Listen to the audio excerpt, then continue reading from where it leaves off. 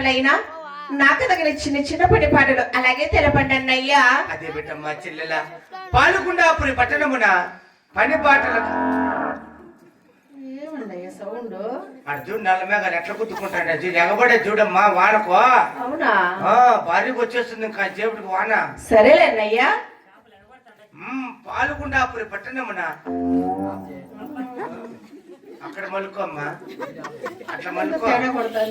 ఏందోలేమ్మా పని బాటలు కావాలని అన్నవారి వద్దకు వచ్చావు కదా, అలాగే తెలుపుతాను వాళ్ళకి తల్లి. అయ్యాలే అమావాస్యలు అక్కడ మలుకో నువ్వు అట్లా. అమ్మ వినవేనా చెల్లులా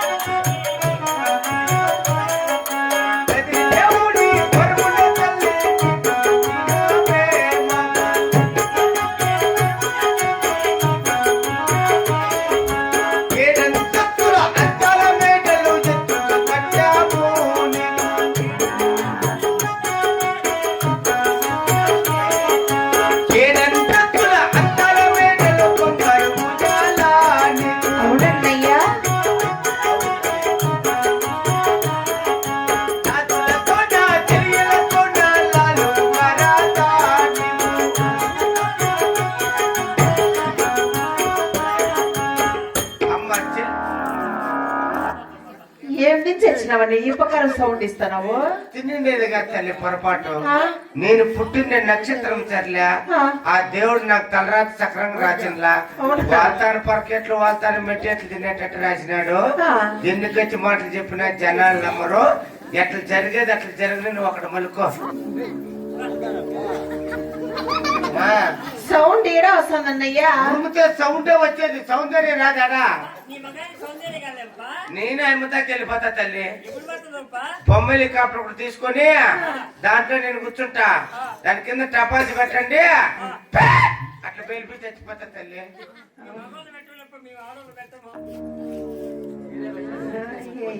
మాటలు మళ్ళుకో. 6 మంది మీ వదిన గారు ఉండగా అవునన్నయ్యా 7 అంతస్తుల అద్దాల మేడలు ఎత్తుగా కట్టించాము కదా. అలాగే ఆ అద్దాల మేడలోనే బంగారు ఉయ్యాల కట్టాము. ఆ బంగారు ఉయ్యాలలో దాదులతో నా చెల్లెలతో నా లాలో లాలుంటుకుండేందుకమ్మా నీకు. అది ఆపే అన్నయ్యా. అది ఆపుగా తల్లి పుల్లు. ఎవరైనా అది ఎంత తాగంత వాళ్ళ దగ్గరనే. మరి ఎందుకు నీకు పని పాటలు చెప్పు.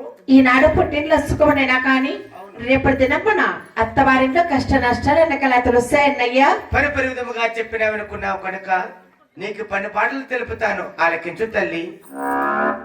అప్పుడన్నయ్యా ఏందో పని చేయలేమ్మా. పని పాట చేయకపోతాడా నా బట్ట ఇంట్లో కూడు కూడా పెట్టరు. అదే పనేనా? ఇన్ని రోజులు పస్తులుండే ఒక పూట తిన్న 2 పూటల పస్తులుంటే అట్లా గ్యాస్ ట్రబుల్ వచ్చే తెలిసినా.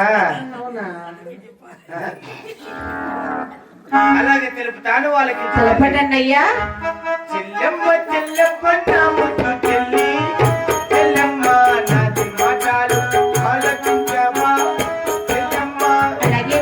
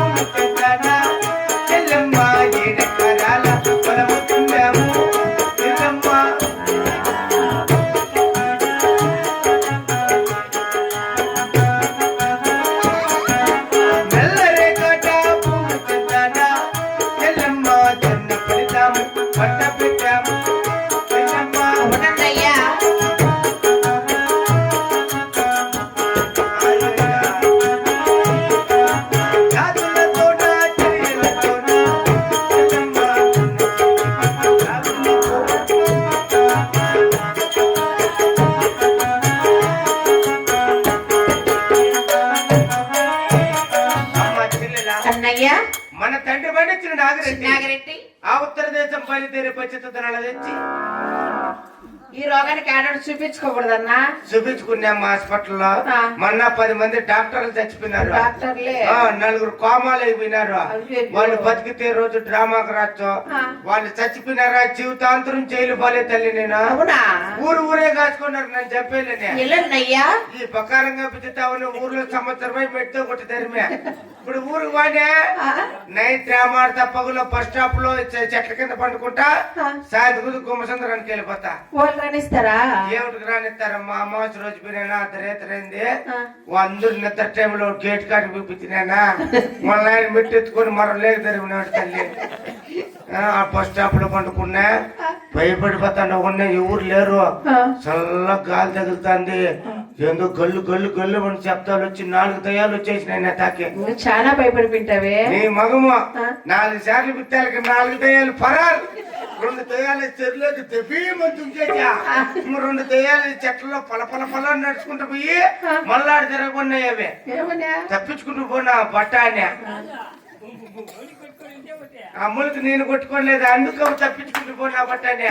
అవునా లేకుంటే ఆ రోజు నా కథ ఐసులో పైసలు అయిపోతుంది. యాడన్నంగా బాగా చూపించుకో. ఒకే ఒక మార్గం తల్లి. ఏమి ఈ పార్క్ చెట్లు ఉంటాయి చూడు, గుంపులు గుంపులుగా. అవునులే ఆడ 3 దావులు కలిసిన తన పేడ తల్లికి ముగ్గేసి పసుపు కుంకుమ కడ్డీలు పూలు పండ్లు జల్లి కోనుకొస్తారే, అట్లా నా తలకాయ కోసేస్తే నాకుండే రోగం మేలైతుంది తల్లి.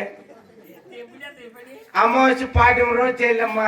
ఇట్లా మొత్తంలో 9 మందిని కలిసిపోయి తెల్ల చీరలు కట్టి పసుపు నీళ్ళతో స్నానం చేసి ఇంటికి ఎరపోసి తల నిండా పూలు పెట్టి నట్నారు చేయంత కుంకుమ పెట్టి నేలకి ముందర చంపు 4 చోళాలు తెక్కి మెల్ల కప్పలకి లారాలు వేసి వదిలితే చెట్లలేక నాకుండే రోగం మేలెత్తుంది తల్లి. అంతవరకు ఈ రోగం మేలు కాదమ్మా. ఏమమ్మా ఆయన తెలిస్తే నన్ను చంపేస్తాడు. అది అట్లా చేయలేమ్మా.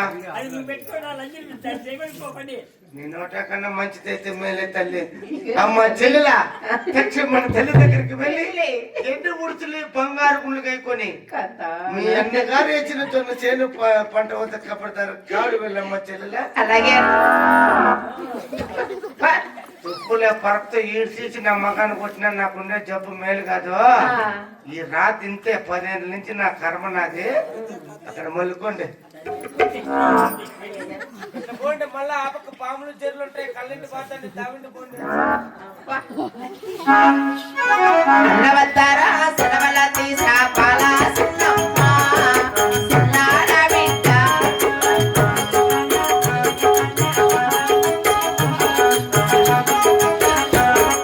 రాజులతోడ స్త్రీలతోడ వెన్న తీసినాది.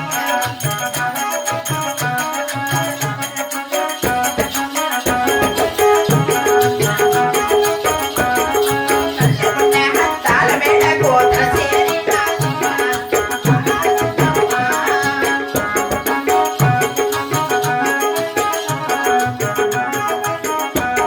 తల్లిగారు శరణి మీ అన్నగారి వద్దకు వెళ్ళావు కదా, అన్నలు ఏమి పని చెప్పి ఉన్నారమ్మా నీకు? మా అన్నగారు వేసిన జొన్న చేనికైనా కపడదారిగా కవలు వెళ్ళమన్నారు తల్లి. గోవింద పొట్టి చేతులతో చేనిక వెళ్ళి